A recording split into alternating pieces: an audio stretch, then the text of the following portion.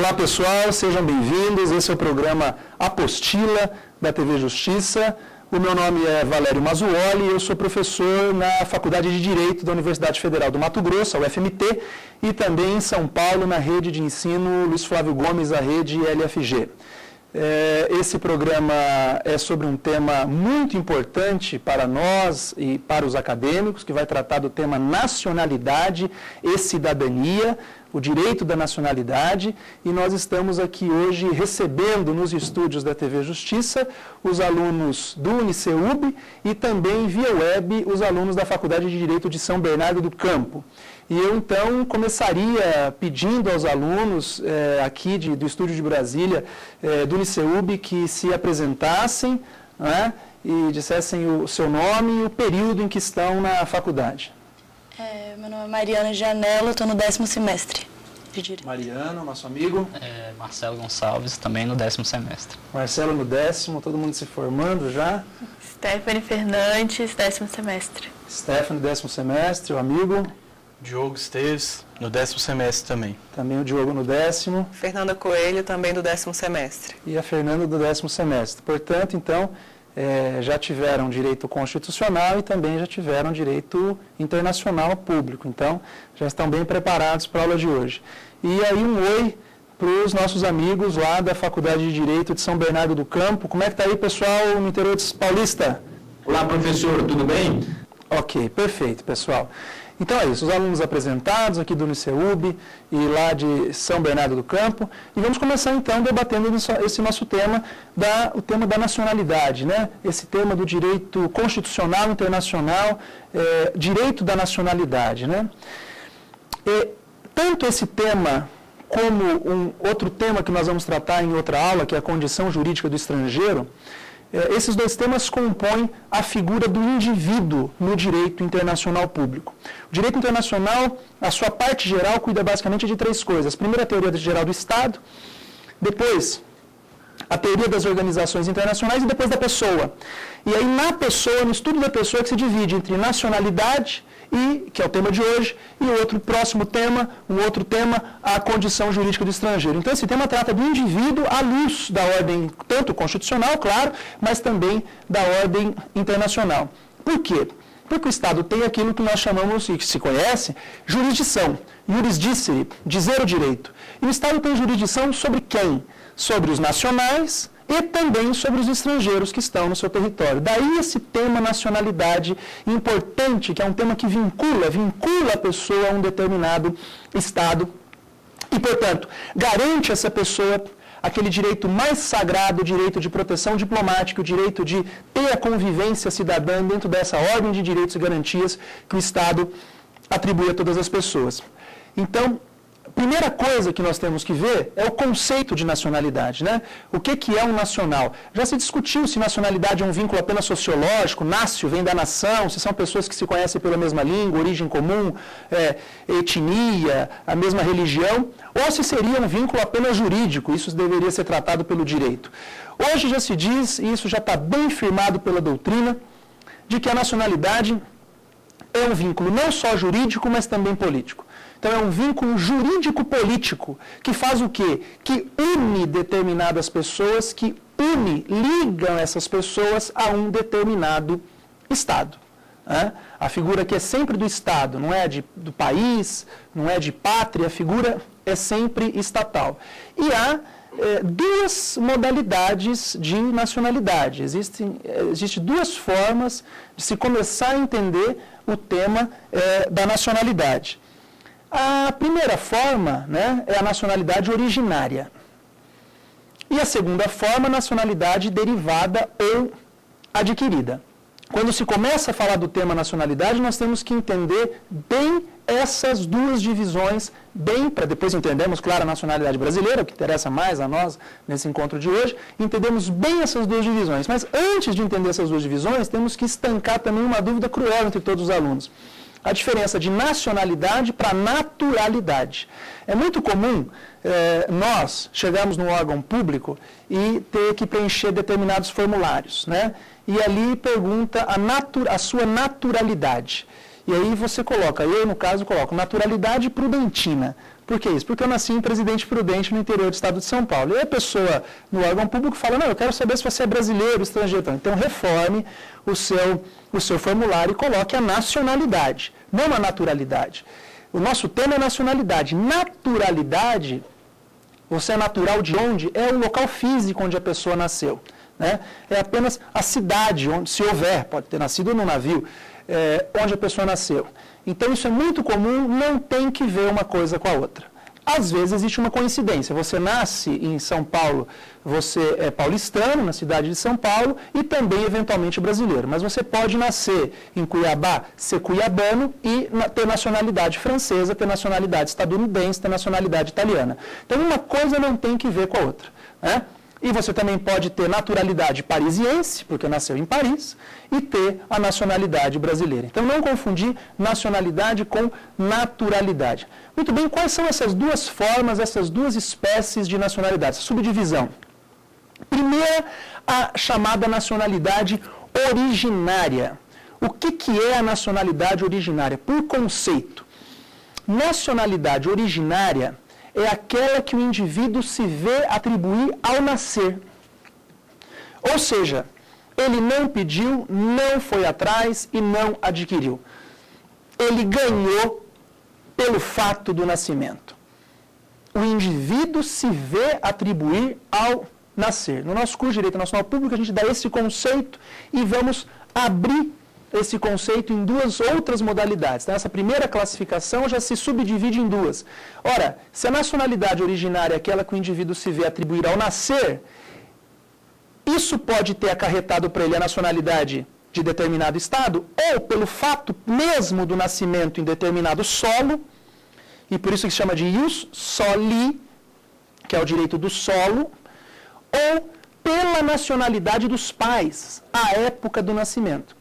E essa nacionalidade, então, é chamada de ius sanguinis. Então, as duas são modalidades de nacionalidade originária. Seja pelo ius soli, o vínculo com determinada terra que nasceu, ou seja pela nacionalidade dos pais à época do nascimento, chamada ius sanguinis. Essa segunda modalidade, bem adota em exceções para os nascidos no exterior em determinados casos, que estão no artigo 12, que nós vamos falar, esse nome, ius sanguinis, ele não é muito próprio, porque sanguis é sangue. O critério aqui não é biológico racial. Na verdade, o melhor nome seria critério da filiação. Né? Filiação, você pode ser filho de um oriental, né? Ter, vamos dizer, o sangue oriental, mas esse oriental se naturalizou então, cidadão americano. Então, não é o critério, esse nome não é muito próprio, nós do direito internacional talvez não gostemos muito dele, mas a gente acaba, ele é muito comum, e isso cai nas provas de concurso, a gente acaba adotando nos livros também os sangues. Mas o nome melhor, talvez me parece, seria o critério da filiação. E o primeiro critério, o ius soli, o critério territorial. Aí sim. E uma curiosidade importante para vocês é que as constituições do mundo inteiro brincam muito com esses critérios. Adotam o ius soli como regra e os sanguinis como exceção, como faz a Constituição brasileira, ou adotam os sanguinis como regra e o soli como exceção, e algumas mais rígidas adotam um critério ou outro, o que não é muito viável hoje no direito, porque acaba tendo conflitos de apatridia, a pessoa acaba não tendo nacionalidade nenhuma. Mas o que é interessante é que o ius soli, esse critério territorial, ele veio ser grandemente influenciado nos países de imigração. Ou seja, nos países nos Estados Novos, colônias recém-independentes, que entraram muita gente no território. Então, nasceu aqui, é brasileiro, pelo critério do ius soli. E se você quer ir embora do Estado, o Estado não liga muito. Hoje no Brasil já está ligando, ele já quer te amarrar, a Constituição na emenda 54 já reformou isso. Mas é típico de países de imigração, que a rigor não está muito preocupado com a saída de pessoas, porque entrou tanta gente que não vai fazer tanta falta sair alguns nacionais. Curioso que os países que passaram por guerra, portanto, países de imigração, que saíram muita gente do país, como a Europa após a Segunda Guerra, etc., já adota o critério do ius sanguinis. Porque o medo que se tem, isso do ponto de vista teórico, claro, é que falte nacionais ao Estado. E você sabe que o povo é um elemento do Estado sem povo vira terra de ninguém, pode ter anexação por um outro Estado, eventualmente, dentro da teoria do domínio da conquista. Então, por isso que a Itália, por exemplo, os filhos de italiano nascido no estrangeiro são italianos também, é como se ela pegasse uma corda e te puxasse. Né? Você é meu nacional, você só mora fora daqui, né? Alestero, mora no estrangeiro. Né? Não nasceu, quer dizer, o recado que o Estado dá é, a casa aqui tem dono, o dono só não está agora. Né? Então isso é típico de países de emigração, essa regra do ius sanguinis, portanto. E hoje as constituições acabam mesclando muito essas duas regras para não acontecer o quê? Para não acontecer o chamado conflito negativo de critérios. Então, há dois conflitos, há dois tipos de conflito que podem surgir da combinação, e aí é uma sorte, porque depende do nascimento em um outro estado, né? Se eu tivesse um advogado para dizer, olha, não tenha o seu filho nesse país, tenha no vizinho, porque aqui as constituições dialogam, mas na prática isso não ocorre. Dois conflitos podem existir entre esses critérios de nacionalidade originária. O primeiro é chamado conflito positivo. Aí tudo bem. Ou seja, quando uma legislação aceita a outra. Então, eu nasci no Brasil, como a norma brasileira aceita o fato do nascimento territorial, portanto, o ius soli, eu sou brasileiro, nato, nacionalidade originária, me vi atribuir ao nascer, com mãe brasileira. Mas meu pai é italiano e não é naturalizado brasileiro, estrangeiro residente no país.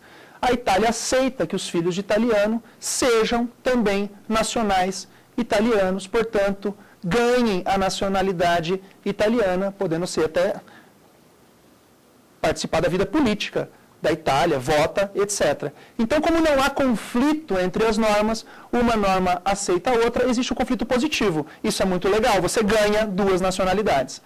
É o chamada polipatria, né? Pode ter até 3, é muito difícil. A gente acaba falando normalmente dupla nacionalidade. Eventualmente pode ter até uma terceira em casos mais raros. Então esse é o conflito positivo. E se o conflito positivo for com um país europeu, eu dei o exemplo da Itália, você, além de ter um Estado europeu, você tem 27 membros da União Europeia e 47 do Conselho de Europa.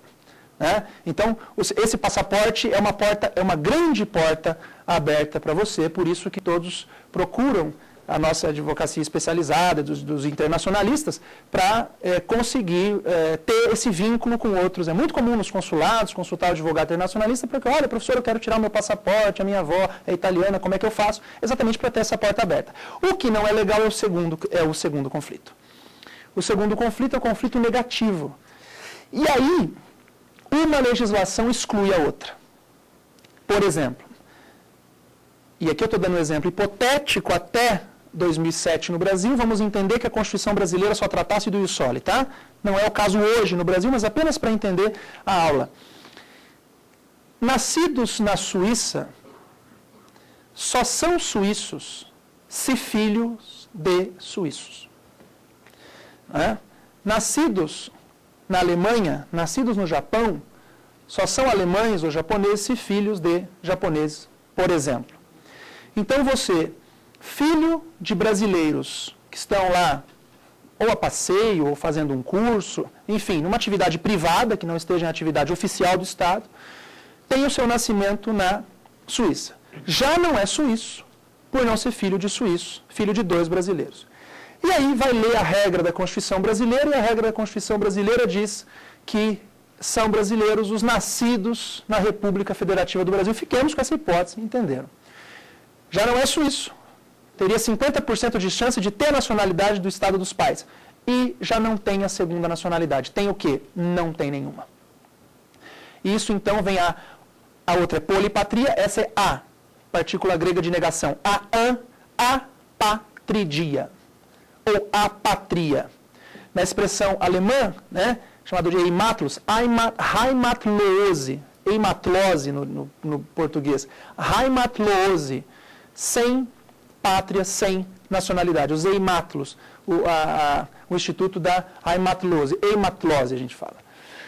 O que acontece? essa pessoa tem culpa de não ter tido a oportunidade de ter uma nacionalidade? Ela não tem culpa de ter acabado com o seu direito por um conflito, por um acaso do conflito de legislações, de constituições, de leis sobre nacionalidade. Então aí entra o direito internacional. E o direito nacional vai ter que resolver esse problema. E vai dizer, olha, não pode um cidadão no planeta, não pode um indivíduo no planeta estar privado de uma nacionalidade. Porque a nacionalidade é o vínculo mais forte, pessoal, que nós temos com uma ordem jurídica. O que a Alemanha nazista fez criminosamente? Tirava a nacionalidade dos judeus por lei. E essas pessoas não poderiam ser alemãs, e aí então, não tendo a nacionalidade do Estado, no caso do período sombrio do Holocausto, que ensanguentou a Europa de 39 a 45, essas pessoas não recebiam outra solução para a sua vida, senão a morte nos campos de concentração. Então imagine o que tirar a nacionalidade de uma pessoa faz. Porque se você não é nacional, você não tem como exigir a proteção diplomática do Estado, você não tem um Estado para te proteger. Então o direito internacional vem a Declaração Universal dos Direitos Humanos. 1948, os tratados internacionais do sistema global, do sistema das Nações Unidas e no nosso entorno geográfico, a Convenção Americana sobre Direitos Humanos, o nosso querido e famoso e também muito conhecido Pacto de San José da Costa Rica, artigo 20, parágrafo 2º. Ele vai dizer, pelo menos o local onde tiver nascido, ele tem que ter garantida essa nacionalidade. Pelo menos uma delas.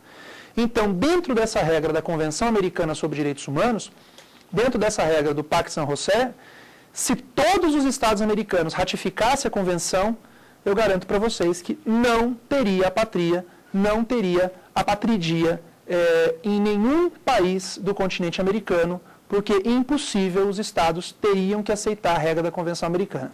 E, ademais, se formos seguir a jurisprudência do nosso Supremo Tribunal Federal, nós, particularmente, sempre entendemos que os tratados de direitos humanos têm nível constitucional. Quem conhece os meus livros sabe bem da minha posição. Mas o Supremo deu um grande avanço, colocou os tratados de direitos humanos no status supralegal. E, ademais, o Brasil, no recurso extraordinário 466343 de São Paulo, de 2008, aquele caso da prisão civil por dívida, os tratados de direitos humanos no nível supralegal. Isso significa o quê? Que a Convenção Americana vale mais do que a lei interna também. Isso melhoraria o sistema jurídico da nacionalidade no Brasil.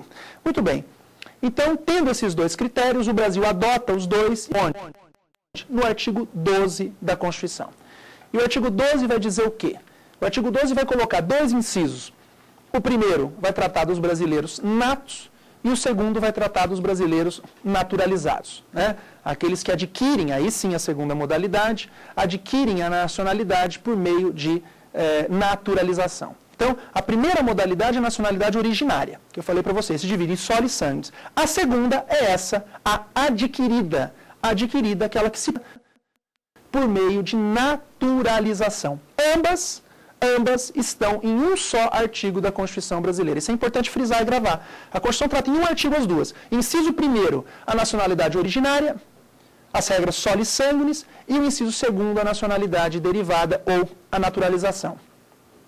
E o que é curioso no inciso 1, falando ainda da nacionalidade originária, que ela é a mais importante, efetivamente, para todos, os que nascem no Brasil, é que ela coloca 3 hipóteses. Tem 3 alíneas no artigo 12. A primeira diz que são brasileiros natos nascidos na República Federativa do Brasil. Ainda fala, ainda que de pais estrangeiros. Veja que é o ius soli mesmo. Ainda que de pais estrangeiros. Desde que estes não estejam a serviço do seu país. Porque se estiver, aí pega aquela regra que vincula ao serviço oficial, não vai ser brasileiro. A segunda inverte um pouco a situação. São brasileiros natos aqueles nascidos no estrangeiro, de pais brasileiros a serviço da República Federativa do Brasil. Por quê? Porque a Constituição entendeu que essa pessoa só nasceu no exterior porque o pai foi enviado a serviço. Então não seria justo não ter a nacionalidade brasileira, sendo que o pai foi obrigado a estar a serviço, a pessoa tem imediatamente pelo nascimento a nacionalidade brasileira. E aí vem o inciso 3º, que foi reformado agora pela emenda 54 de 2007. E disse o quê? Que, nascido no estrangeiro, se o seu pai não está a serviço, você tem 2 hipóteses para ser brasileiro. 2 hipóteses. A primeira, ou vai no consulado mais próximo e faz o registro dessa criança no estrangeiro. Então, nasceu na Suíça, vai lá em Zurique, vai lá em Berna e registra a sua criança e ainda coloca uma opção. Ou, por qualquer cargas d'água, não quis registrar o filho no estrangeiro, ainda tem uma segunda possibilidade. Volta para o Brasil, vem residir no Brasil e opta pela nacionalidade brasileira. Aí tem que ter um procedimento na Justiça Federal, né? Segundo o artigo 109 da Constituição, a competência da Justiça Federal é na Justiça Federal que se processa essas questões de nacionalidade e diz a Constituição, inclusive, a sua respectiva opção. Então percebam, e já concluímos, né, essa primeira parte, percebam vocês que depois da reforma recente do Brasil de 2007, é quase impossível não ser brasileiro. Porque se nasceu no território brasileiro ou no alto mar brasileiro, no mar territorial brasileiro também, de 12 milhas marítimas, 22 quilômetros, pouca coisa, mar territorial, no espaço aéreo, navios públicos brasileiros, navios de bandeira brasileira em alto mar, isso tudo é República Federativa do Brasil para fins de nacionalidade, é brasileiro. Então, se você nasceu numa situação fugaz, num trânsito do aeroporto, sem ter nunca pisado no Brasil, é brasileiro.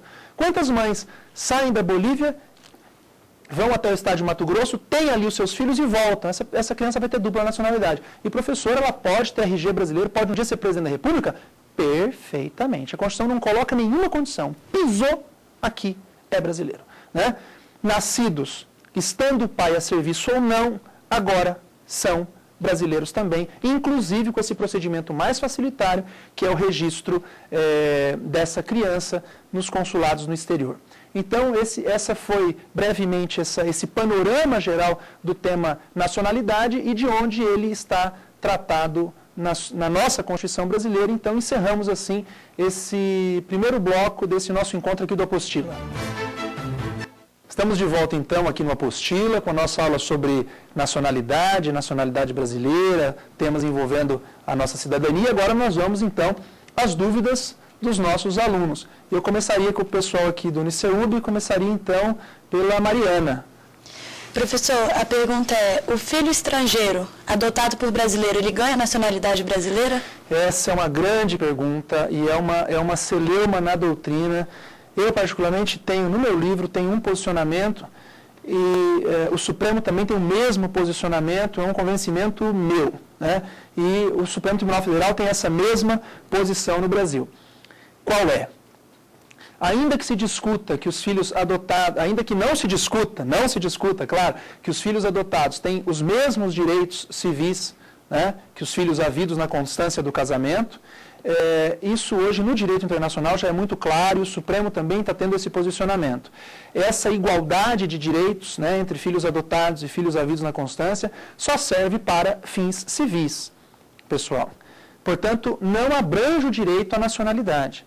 O adotado, eu brasileiro, adoto uma criança estrangeira. Essa criança não ganha a nacionalidade brasileira. Ela é uma estrangeira. Ela vai ter que ser naturalizada brasileira, se quiser. Tá? Então, a igualdade de direitos, ela não passa, civis, não passa para a nacionalidade. Portanto, o adotado não ganha a nacionalidade brasileira. Não é para esses fins da Constituição. O Supremo já teve a oportunidade de discutir esse tema, é um tema que envolve até uma grande complexidade, até do ponto de vista de fundo do direito constitucional, mas me parece hoje que a jurisprudência já está bem arraigada, já chegou esse assunto no Supremo, e a doutrina também majoritária também segue essa tendência. Mas existem posicionamentos no sentido de que ele deveria, mas aí deveria, porque não tem regra prevendo isso, na verdade ele não ganha, é um estrangeiro residente no país e tem que ser naturalizado para tanto. Eu passaria agora aos alunos, então, lá de São Bernardo do Campo. E eu começaria, então, com o Gustavo. A sua dúvida, Gustavo. Bom, professor, chegando aqui ao consenso, a gente quer perguntar se há hipóteses em que um nascido no estrangeiro ele possa ocupar cargo privativo de brasileiro nato. Questão interessante que tem a ver com aquela nossa distinção entre nacionalidade e naturalidade, né? Primeiro, que eu posso ser nascido no estrangeiro, filho de um pai brasileiro que está a serviço do Brasil. Nesse caso, não houve qualquer tipo de registro. E eu posso ser presidente da República sem qualquer tipo de problema, porque eu sou brasileiro. Então, isso vem pegadinha em concurso público, viu, Gustavo? Isso vem pegadinha assim, um parisiense pode ser presidente do Brasil? um nova-iorquino pode ser presidente do Brasil? Perceba que não falou o país, não falou o francês, falou a cidade, um parisiense. Não falou um cidadão americano, um estadunidense, falou um nova-iorquino. Quando fala a cidade, cuidado, isso é pegadinha de concurso público. Cai muito isso em concurso público. Um parisiense não pode ser presidente da... Claro, ele nasceu em Paris, ele é parisiense. Não há falar-se que ele é brasiliense. Ele é parisiense. Nascido em Paris não tem outra coisa que você pode ser, né? Mas você nasceu em Paris, é parisiense, mas não é francês. Não tem a nacionalidade porque é filho do embaixador brasileiro em Paris. Claro que pode ser presidente. E, inclusive, a outra hipótese agora da emenda 54, nascido no estrangeiro e registrado. Só não vai poder ser a segunda hipótese enquanto não foi feita a vinda ao Brasil, enquanto não se operacionalizou a vinda ao Brasil e a opção na Justiça Federal. Ainda que tenha um registro provisório pela Lei dos Registros Públicos, mas subcondicione de, a partir da maioridade, optar pela nacionalidade brasileira. Tirando esse caso, que é a volta, quem foi feito o registro no estrangeiro, perfeitamente. Pode ter, viu, Gustavo, qualquer cargo privativo de brasileiro nato, porque ele é brasileiro. E, bom, novamente aqui, então, vamos agora para o Diogo, aqui do Niceub. Professor, a sua pergunta. Gostaria de saber se a nacionalidade é regulamentada só por normas internas ou por normas externas também. Há uma discussão na doutrina, e acho que Pontes de Miranda disse bem, quem melhor talvez tenha falado sobre isso, no sentido de que a nacionalidade, a rigor, ele é um tema do direito constitucional. Não é um tema do direito público, não seria, vou falar no verbo ser no condicional, não seria a rigor um tema do direito internacional público, porque é um tema que envolve a soberania de um Estado e o Estado pode atribuir a nacionalidade para quem ele quiser. O Estado é livre para a assunção da nacionalidade. Ocorre que, depois da avalanche dos tratados de direitos humanos pós-Segunda Guerra e dessa internacionalização de direitos humanos, não há como o tema também não ser versado pelas normas do direito internacional. Então, o direito internacional se miscui no tema da nacionalidade para melhor proteger o próprio nacional.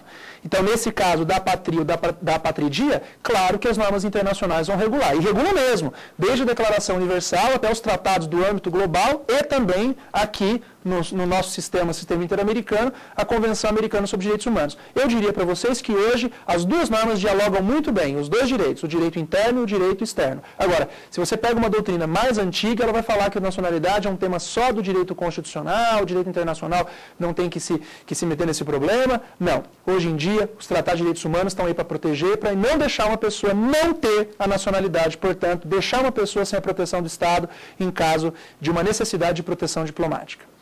É isso aí. E agora, voltamos lá a São Bernardo do Campo. Eu acho que a nossa colega Glória... Sim. Olá, Glória. Professor, o brasileiro que perde a nacionalidade pode readquiri-la?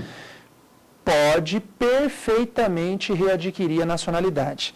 Sabem que uma lei de 1949, a Constituição, Glória, a Constituição não trata desse tema, eu sei por que veio essa dúvida.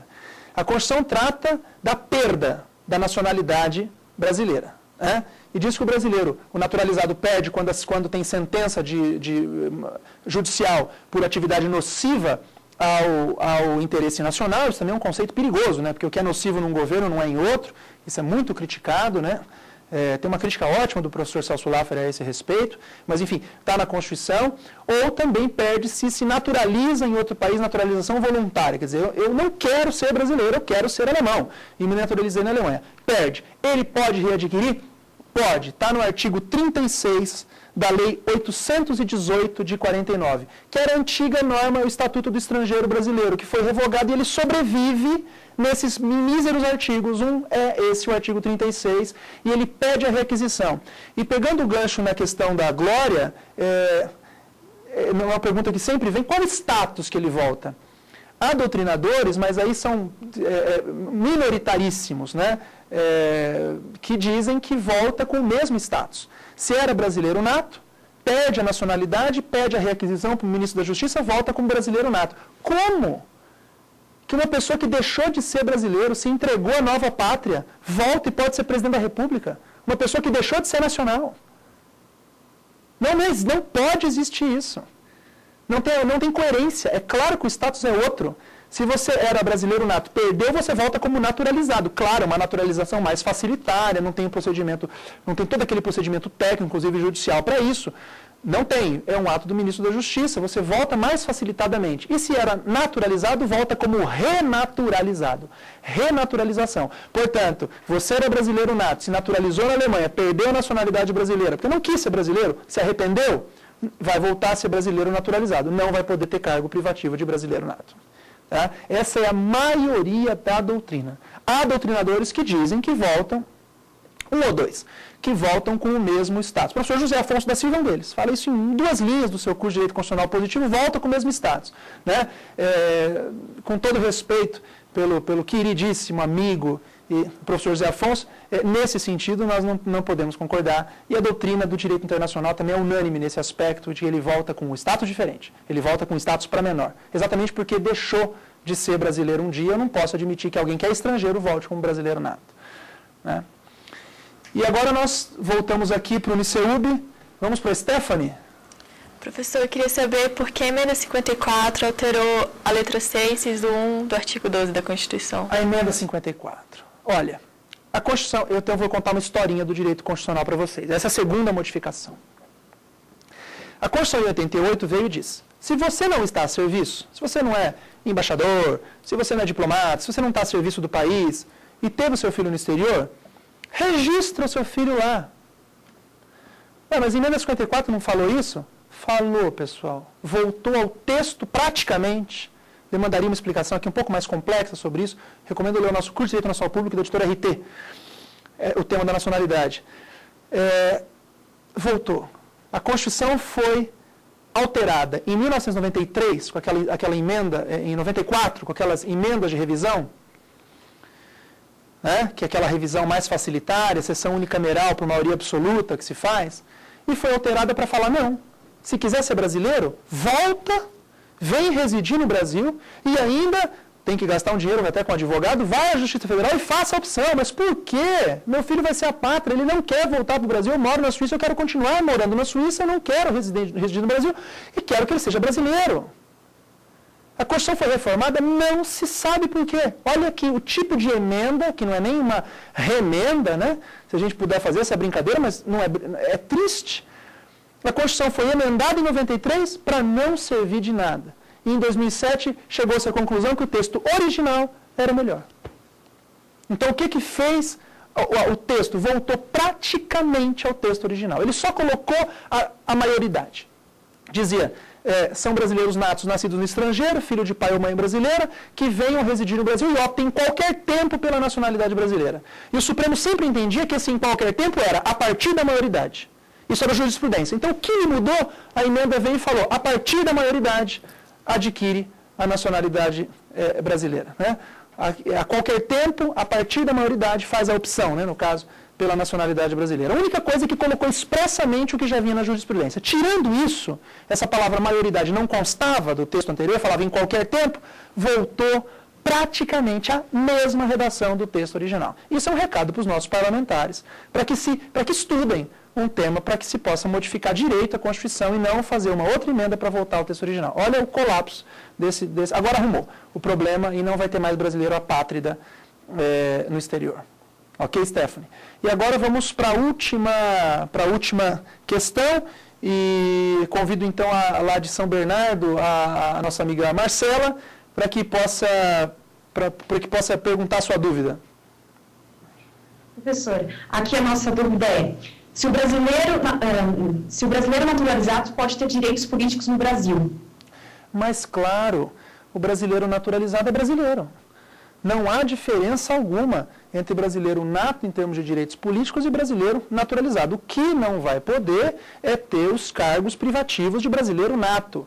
Né? Isso não tem que ver com os direitos políticos. Isso não tem que ver com votar e ser votado. A rigor, pode prestar concurso, até para fins de concurso público, até nós temos um tratado de igualdade com Portugal. Né? Até para fins de concurso público, se a pessoa estiver amparada até, não estou nem falando de naturalização, hein?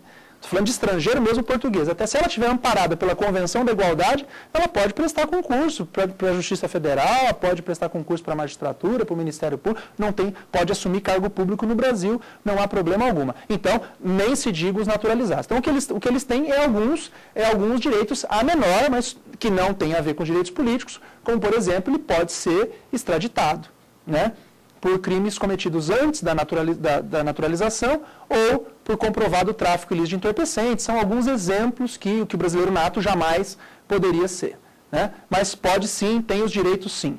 Ok, pessoal? Então, acho que respondidas essas 6 dúvidas, aqui 3 do pessoal aqui de Brasília, do Uniceub, e mais 3 lá, dos nossos amigos de São Bernardo do Campo, nós chegamos ao final desse segundo bloco.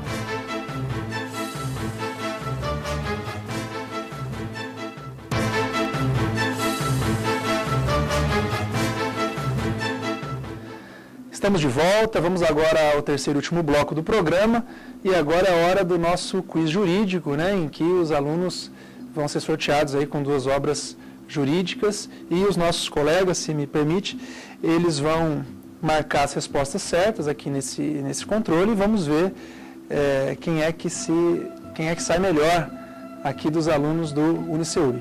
Então, vamos lá, a primeira questão? Vamos ver qual é a primeira questão. Vamos aí. Nos termos do direito brasileiro atual, é correto afirmar que 1. A aquisição da nacionalidade dá-se pelo casamento. 2. O menor estrangeiro adotado por brasileiro adquire a nacionalidade brasileira. 3. A nacionalidade originária é aquela que o indivíduo se vê atribuir ao nascer, podendo ser pelo vínculo territorial ou patrial. E número 4. A nacionalidade derivada ocorre somente pela via do casamento. Valendo?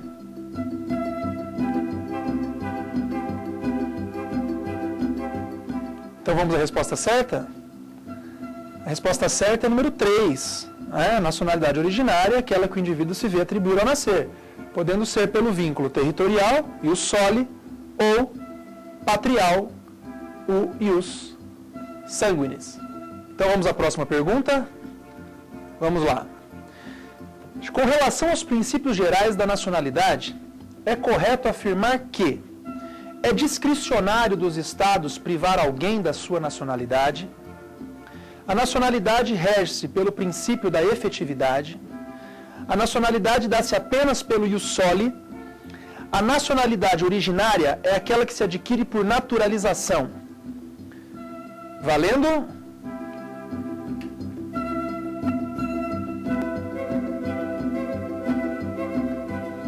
A resposta certa é a número 2. Essa é muito fácil, né?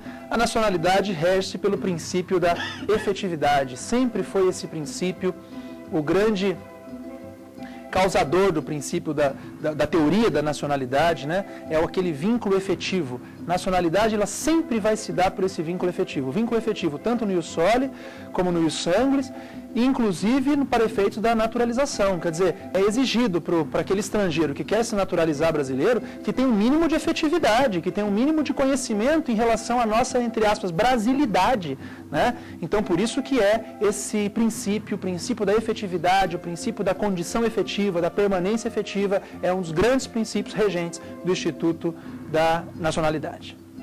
Vamos à próxima pergunta? Vamos lá, então. Segundo a Constituição Federal Brasileira de 88, o brasileiro nato poderá ter mais direitos que o brasileiro naturalizado, caso a Constituição estabeleça a distinção. 2. É protegido sem restrições e, portanto, não poderá perder a nacionalidade brasileira em nenhuma hipótese. 3. Poderá adquirir outra nacionalidade, desde que abdique da condição de brasileiro nato. E 4. Poderá ter cancelado a sua condição de brasileiro nato por sentença judicial e em virtude de atividade nociva ao interesse nacional. Vamos lá, então? Valendo?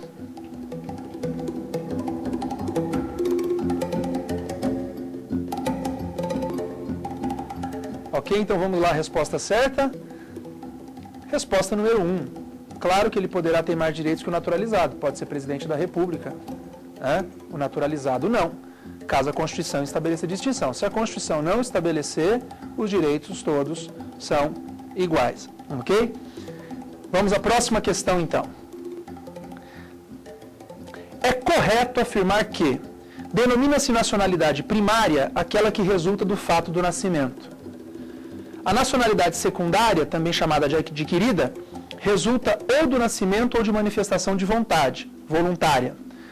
3. A Constituição Federal de 88 adota como modo de aquisição da nacionalidade o critério da origem sanguínea, o ius sanguinis. E 4. No sistema constitucional brasileiro, nem todo nacional será considerado cidadão. Vamos lá então, valendo.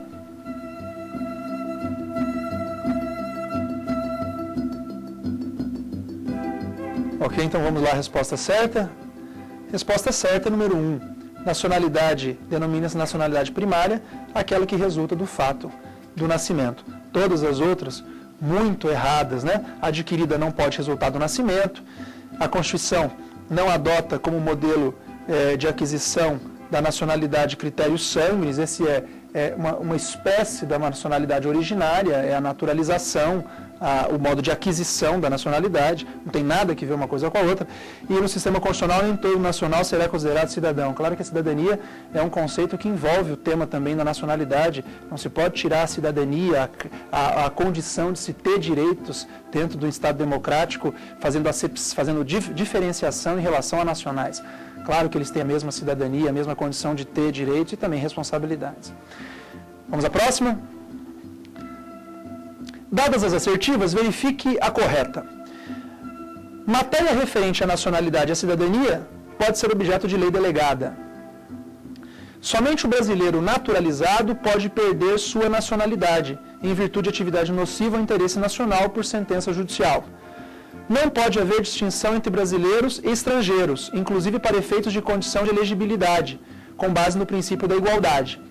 Uma vez perdida a nacionalidade brasileira por decisão judicial transitada em julgado, o indivíduo poderá readquiri-la por novo procedimento de naturalização. Preparados? Vamos lá então, valendo!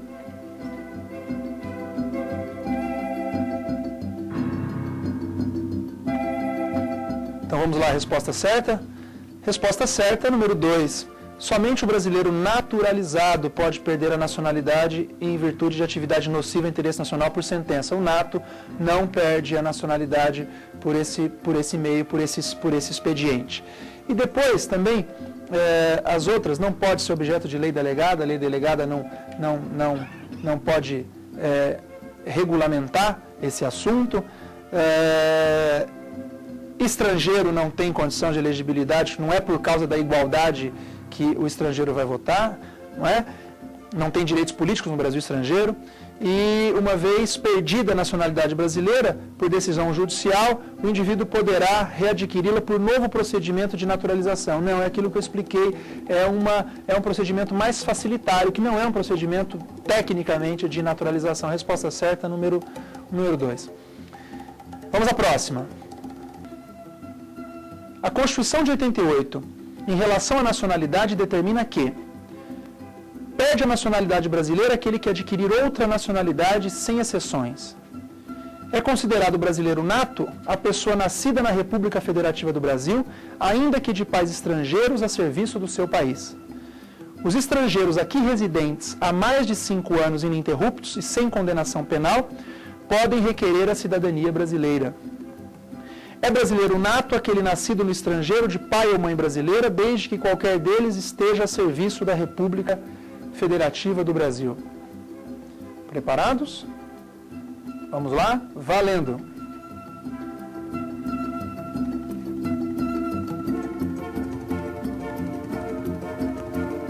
Ok, vamos à resposta certa? Resposta certa. É brasileiro nato aquele nascido no estrangeiro de pai ou mãe brasileira, desde que qualquer deles esteja a serviço da República Federativa do Brasil. Isso é exatamente a linha B do inciso 1 do artigo 12 da Constituição. Não tem a ver com os estrangeiros que podem pedir a nacionalidade, seria nem a cidadania brasileira, né? O prazo é maior que isso, 15 anos sem condenação penal. Brasileiro nato, a pessoa nascida na República Federativa do Brasil, ainda que de pais a serviço, ainda que de pais estrangeiros a serviço, se estiver brasileiro a serviço, não vai ser brasileiro nato. E é claro que tem exceções à aquisição de nacionalidade brasileira, em que não vai haver a perda, né?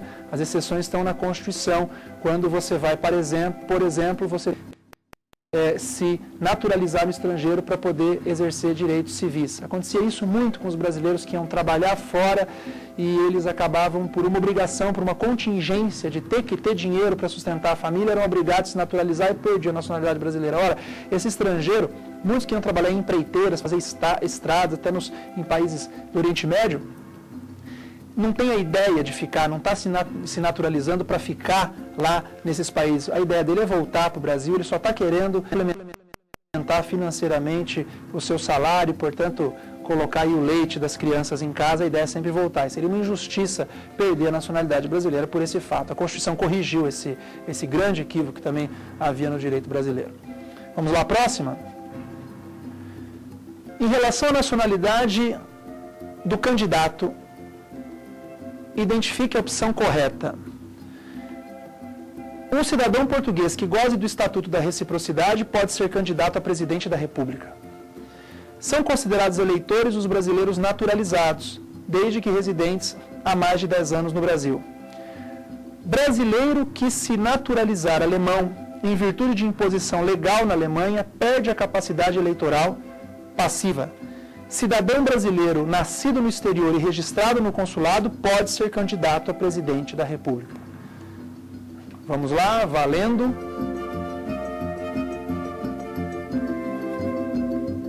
Ok, vamos à resposta certa. A resposta certa aqui é número 4. Nascido no exterior e registrado no consulado, emenda 54 de 2007, é brasileiro nato, como todos os outros brasileiros nascidos em próprio território brasileiro, em solo brasileiro mesmo, e claro que pode ser candidato a presidente da República. Em virtude de imposição legal, acabei de explicar isso, o número 3 não perde a nacionalidade brasileira, portanto, ele vai ter sim os seus direitos garantidos. Depois, os naturalizados não tem essa regra, esse lapso temporal, os naturalizados são brasileiros também e tem toda a condição eleitoral, e os portugueses que estão amparados pelo Estatuto da Igualdade, estão amparados, mas com as exceções constitucionais, claro que não pode ser candidato a presidente da República. Essa resposta também não é difícil, e essa alteração do número 4 veio recentemente no Brasil pela emenda de 2007, apesar de repetir um texto que já era de 88. Muito bem, vamos à próxima. Sobre a nacionalidade e a cidadania, vamos analisar a opção verdadeira. A cidadania acentua o aspecto internacional ao distinguir entre nacionais e estrangeiros, enquanto que a nacionalidade valoriza o aspecto nacional. A nacionalidade é geralmente definida como vínculo jurídico-político que liga o indivíduo ao Estado, o elo entre a pessoa física e um determinado Estado.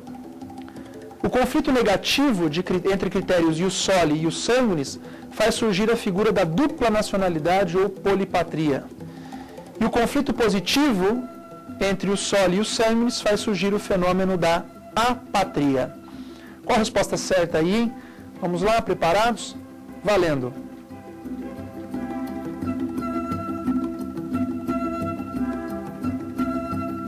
Ok, vamos lá, a resposta certa.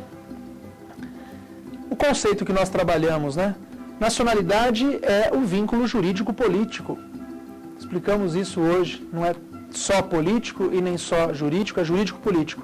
E que liga o indivíduo a um determinado Estado. É o elo entre essa pessoa física e esse Estado, para que ela possa aí ter garantido o direito de proteção desse Estado, principalmente a chamada proteção dentro do âmbito interno todas, e no âmbito internacional a proteção diplomática. E a 3 e 4 ao contrário, né? Conflito positivo é que é a dupla nacionalidade, o conflito negativo é que é a apatria ou apatridia, as questões aí estão invertidas. E agora vamos para a última questão do programa, que diz respeito a uma sentença arbitral do caso Canevaro, de 1912, um caso importantíssimo para a jurisprudência internacional e para o tema da nacionalidade.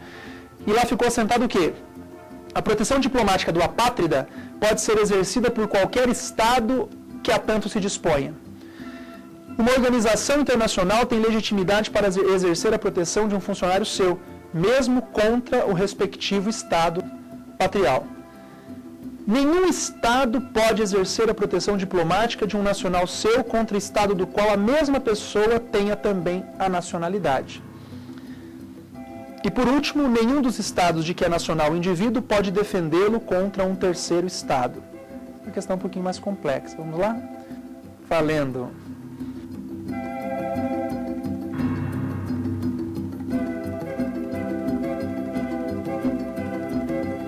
Ok, vamos lá então à resposta final. A resposta certa é: número 3.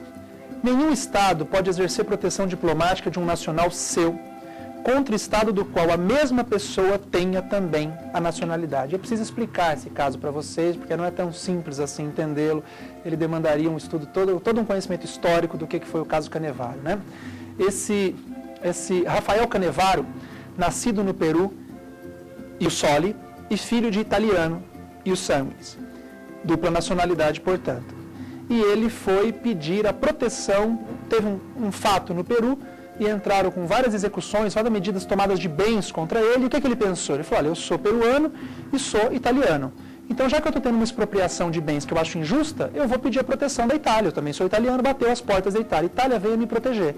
E a Itália falou: eu vou encampar essa briga.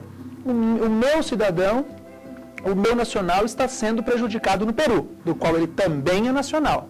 E a Itália vai, então, e leva esse caso aos foros internacionais. Isso é decidido por uma arbitragem. E lá ficou decidido o seguinte: quando você tem dupla nacionalidade, você pode escolher a que você quiser para te proteger. Eu sou brasileiro e italiano, se eu estou tendo um problema com a França, eu escolho o Brasil ou a Itália para me proteger. Fica a meu critério. Só que eu não posso escolher para me proteger um Estado do qual eu também sou nacional contra um outro do qual eu também tenho vínculo de nacionalidade. Isso que ficou assentado nessa bela jurisprudência. Ele poderia ter escolhido a proteção da Itália para se proteger contra uma investida da Colômbia, sendo peruano, mas não jogar a Itália contra o Peru, ou seja, jogar dois estados do qual ele é nacional, de ambos. Por isso, essa jurisprudência do caso Canevaro, você não pode exercer a proteção diplomática de um estado contra outro do qual você também é nacional. A resposta é a número 3.